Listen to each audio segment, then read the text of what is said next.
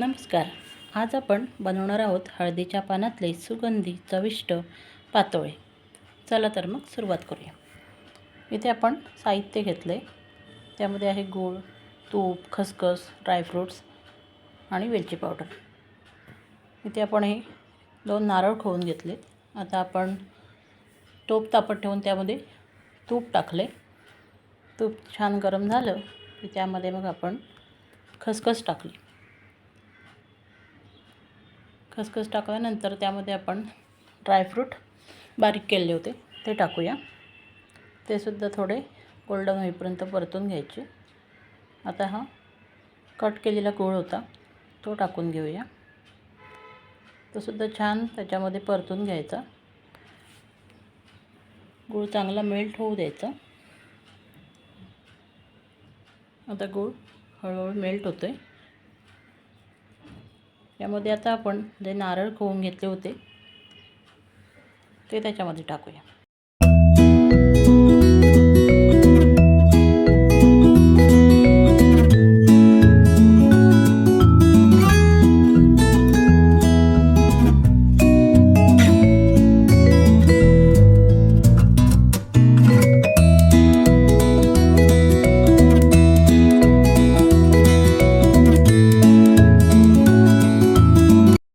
आता हे सारण चांगलं परतून घ्यायचं आणि छान सुकं करून घ्यायचं.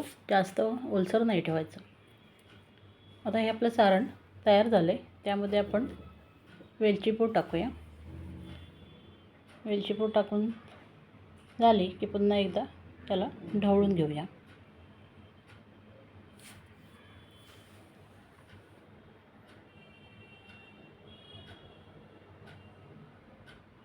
आता हे सारण आपलं तयार झालं. आता इथे तांदळाचं पीठ घेतलं आहे आणि पाणी. आता एका भांड्यामध्ये जितकं पीठ आहे तेवढंच पाणी ठेवलं आहे. त्यामध्ये मीठ आणि तूप टाकून घ्यायचं थोडंसं आणि पाण्याला छान उकळी आली की त्यामध्ये आपण जे पीठ होतं ते टाकून घेऊया. आता यामध्ये पीठ टाकून चांगलं ते ढवळून घ्यायचं आणि त्याची चांगली वाफ काढून घ्यायची. आता हे छान मिक्स झाले. यामध्ये आता आपण झाकण ठेवूया. आता हे पीठ चांगलं तयार झाले. इथे आपण हळदीची पानं घेतलेत.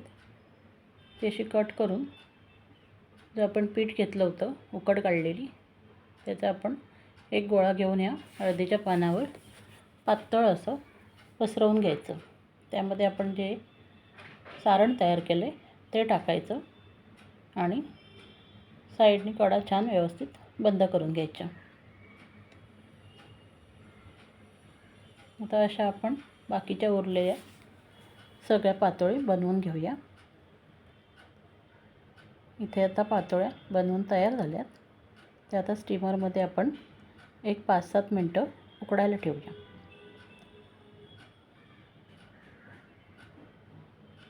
तर इथे 5-7 मिनटं झालेत आणि या अशा प्रकारे हळदीच्या पानातल्या पातोळ्या तयार झाल्यात.